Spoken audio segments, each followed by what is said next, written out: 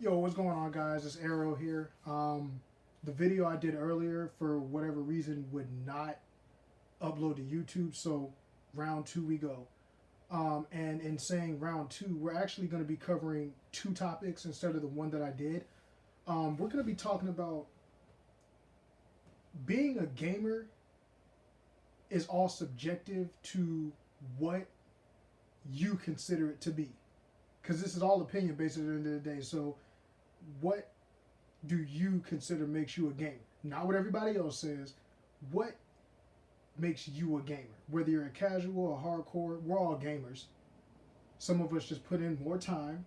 Some of us just put more effort into achievements or trophies. Some people just stick to one type of genre because they're great at it. Some people may never touch a genre because it doesn't interest them, or they may have tried it, not good at it. That's okay. We all fit into some kind of category of gaming. This is why gaming to me is split up so much, because we try to all label ourselves into different things to make us seem more important than the other groups. That we have these console wars, we have the PC master race, we have influencers trying to tell you what you should and shouldn't play, and you actually listening to that. So we're going to cover that, and the second topic is going to be about us, the consumer, and whether or not we should support developers when it comes to add-on content, DLC, stuff of that nature. So I want to get the first part out of the way. Like I said, what makes somebody a gamer? As you can see, I'm actually about to, when I'm done with this video, I'm going to hop on some Warriors of Orochi 4. Not everybody's a Musou fan. That's okay, I am. I paid for the game, so I'm going to enjoy it. It's really that simple.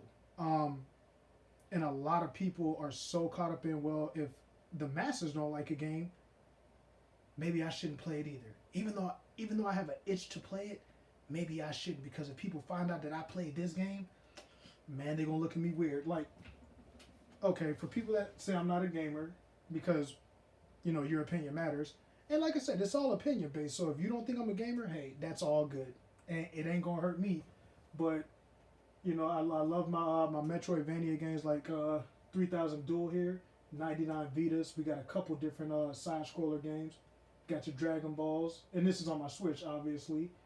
We got some bangers. Let me tell you, Nintendo, they may not have the Metroids and your Bayonetta that we've all been wanting, but let me tell you something. I know you can't see it, but Katana Kami, Katana Zero, and where's it at? And The Messenger. I love those games. And I have games that people y'all might not have ever heard of, and you might have. The Friends of Ringo Ishikawa, great side scroller. If you want a game with simple beat 'em up that you can develop your character and stuff with an awesome soundtrack, I highly recommend that. By the way, but anywho, what makes you a gamer? It doesn't matter if you put in thousands of hours. It doesn't matter if you put in 10 hours. If you pick up a stick of some kind, I don't care if you're a PC player, a Switch player, where's it at? I don't care if you have a PlayStation controller. I don't care if you have an Xbox controller. Hell, where's it at? I mean, I got the PlayStation 2 controller. I got the Wii U down there. It doesn't matter what you have. What matters is, do you enjoy what you do? Right? Do you enjoy what you do? I didn't pay for your $70 PS5 or Xbox Series X game. I didn't pay for it. But I know I paid for this. I got a lot of stuff for free when I was a manager at GameStop. They hooked your boy up. But a lot of this I also came out of pocket for. So I can care less what you think about my game collection. I can care less if you think I'm a casual or a hardcore gamer. Because at the end of the day, I'm the one putting in the countless hours for my games. You know what I'm saying? Like, you know, let's see, real quick, because some people like to think, I'm not about that life. So where's it at? You know what I'm saying? 110 hours in Pokemon. I only got 15 in Monster Hunter Rise because it just started. Got the 100 hours or more. Got the 20 hours. Got the 70 hours. Um, got the 50 hours. Got the 190 in the Monster Hunter. Y'all can tell I love Monster Hunter. Got 380 hours or more into Warframe. 45 hours. Like your boy plays games, and that's what makes me a gamer. Is that I pick up a stick and I play the video game. If you pick up a stick and you play a game, it don't matter if you play Animal Crossing, if you playing The Sims. It don't matter if you playing a mobile game. A lot of people may not consider mobile gamers gamers, but you a gamer, and I welcome you in with open arms, because that's what it's all about. So that's gonna be the first part of this. If you play video games and you enjoy them, you a gamer. One thing we need to stop doing, in my opinion, this is all my opinion, so if you have a difference of opinion, drop it in the comments. We can talk about it. I ain't got no problem with it. But if you pick up one of these controllers here, if you pick up, and I ain't gonna lie, Xbox do got some sexy controllers. Look at that. That's that Forza. I think my boy Sorry K9 can appreciate this. I got the Forza limited edition. Those are the grips on it, and then I also got I got other controllers. I got the black one. I got the white one. You know what I'm saying? That's that real stuff right there. But K9, that's for you, man. Also, speaking of my boy, Sorry K9, my boy always said boo. But speaking of my boy K9, I'm gonna drop his YouTube in the description when the video's over. He definitely has a high opinion of his thoughts. But if you watch his videos, you will definitely catch comedy. You will laugh.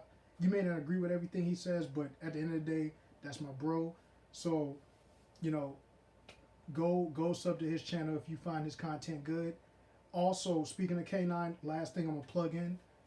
At 500 subs, and he's at 434, if I'm not mistaken. Last time I checked, let's see where Sorry K9's at real quick. 434. As a matter of fact, while I'm here, might as well. I'm gonna still put it in the comments, but nah, that ain't gonna work. That ain't gonna work. But at 500 subs on YouTube, if he can, he said, and I think it was May 7th. If he can get to 500 subs before May 7th, he's gonna do a giveaway of Resident Evil Village. Resident Evil Village, right? So if he gets 500 and he's not far, one of us got a chance to win Resident Evil Village. I think that's cool. So I'm gonna drop his thing in there, and if you guys do sub in the comments on his video, let him know Arrow sent him. All right, Arrow sent y'all over there. Now, let's get to the other point that I want to talk about, and that is gamers supporting developers when it comes to add-ons, DLC, all that stuff, like I said, all right? So I'm going to use EA. I'm going to pick on EA a little bit because they have one of my favorite games, and I've been playing this game since the first game, and that is The Sims. I actually got on my PlayStation 2 The Sims Busting Out. This is my favorite Sim title of all time. When this released, Busting Out. When this released, this game was finished. All the content was up there. There was no add-ons. And, back in the PlayStation 2 days, we didn't have add-ons when we had 64 and blah, blah, blah, all that good stuff. The glory days. We didn't have add-ons because they released games finished. Now, don't get me wrong, because with the newer systems, it definitely takes a lot more to, produce these kind of games that we get now that we're fortunate to have.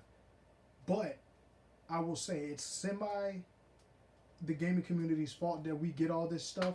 It still lies on the developers, but one problem is we try to rush developers because we want games, and when we get that, we get half-ass games that aren't finished that require DLC or add-ons because we rushed.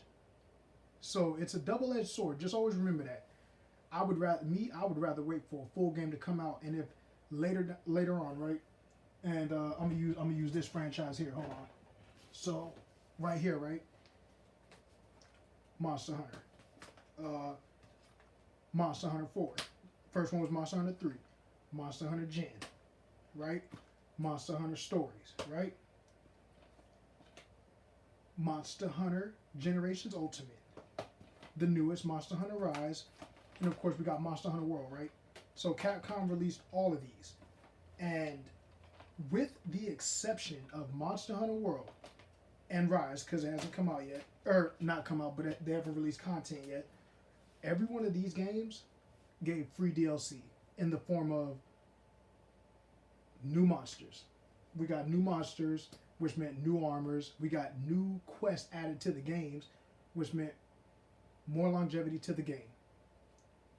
Did it take time? Yes.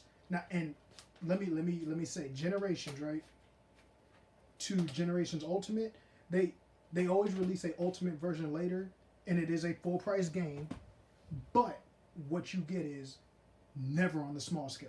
Like when Capcom releases Monster Hunter, I will always buy their upgraded version later because it usually comes out like a year after.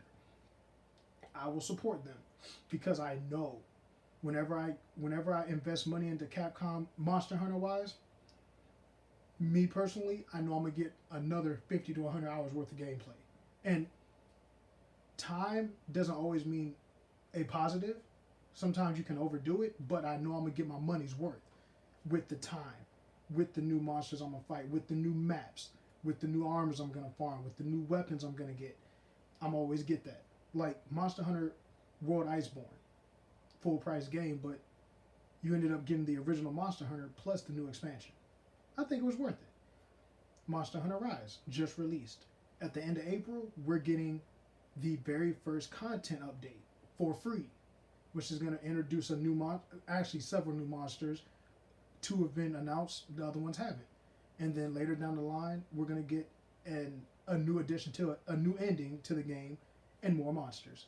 And it won't be done. They always add a couple of updates, so we're getting free updates. The only thing you will have to pay for that Capcom has announced is if you want like cosmetic items, hairstyles, layered armors, if you know what those are in Monster Hunter, stuff like that. And I can do that.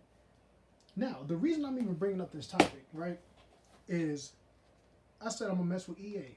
I love The Sims, okay? The base game, I got this for I think 25. It was on sale for 25, right? No, I lied. I got this when it first came out. I'm sorry. I got that when it first came out, right? $60.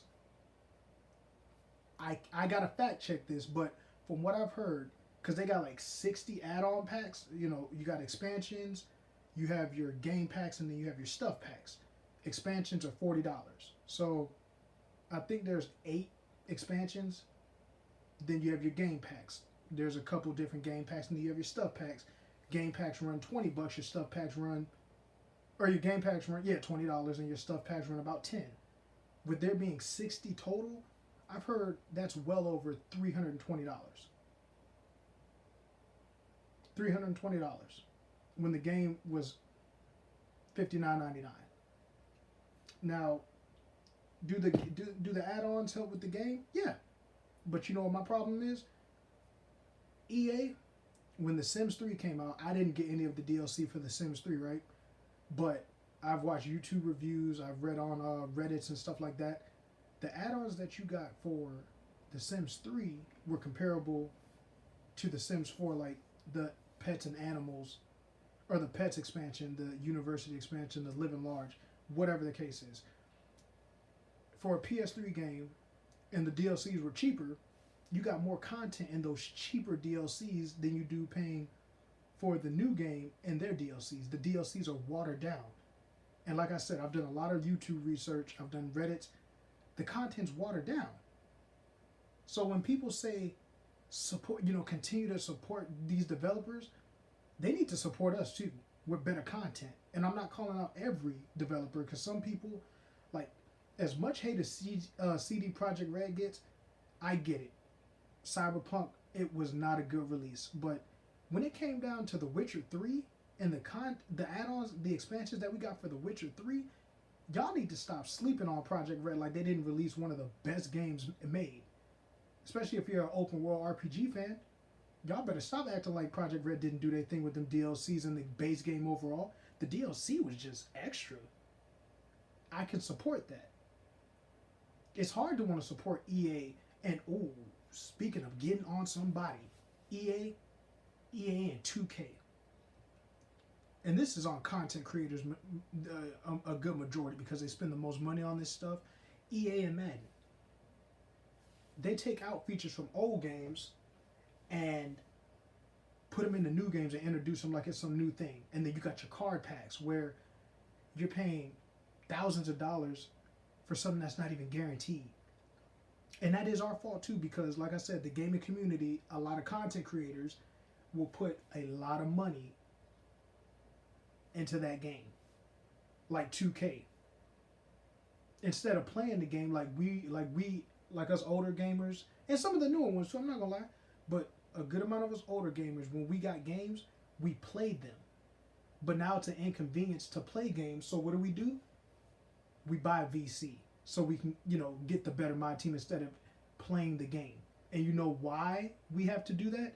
Because people like 2K exploit us, because they know people not going to take the time to actually play the game because they want everything then and there. So they charge VC to get your players better. And then when you get VC, there's still a cap limit to how much you can do. You still got to play the game to finish it off. But that's what we support. And I say we as in the gamers that do support it. We support that. I'm not gonna keep supporting people like 2K and EA if they're not looking out for us. They're only looking out for themselves. And y'all, I can't tell y'all what to do, but I mean, if you got money like that and you like, hey, that's my thing, I don't care if I waste VC, by all means. But I don't want to hear people complaining later that, oh well, why does this happen? Why do they always give us half-ass DLC with our games? How come we never get fully finished games? Because stop investing. When you stop investing and you hurt their pockets, then they start to feel that. And when they feel that, what do? You get better product. You get better product. Like I said, and obviously there was a lot added to this that this didn't run back in the PS2 days. But guess what? I bought the game, and that was that. Because I'm not gonna sit there and pay for all this stuff when it's watered down. It's watered down, right? I'm not gonna do that. And like I said, if you want to, by all means, but don't complain later. Don't complain when 2K doesn't change, or when EA keeps making Sims games and, oh well, we'll make a base game and then later on we'll go ahead and add 50 DLC packs that are anywhere from $10 to $40. We gotta start making them appreciate us. I'm always down for supporting developers that actually support us, but we need to stop supporting developers that don't care about us. All right, that's my take on it. Like I said, I'm gonna plug Sorry K9's channel in the description, guys. That's all I got for tonight. I may make a video tomorrow, and it's gonna be game related. I forgot what I did with them, but it's gonna be a video about Dynasty Warriors versus Samurai Warriors, and what I prefer to each game, because they're made by the same company, but they offer different things. So I'm gonna touch on that. But like I said, this channel, I never ask for subs. If you guys feel inclined, you know where the button's at. But what I always do ask for, hit them comments. I love the interaction, guys. So make sure to comment at the bottom. And I will see you guys tomorrow, all right? Arrows out.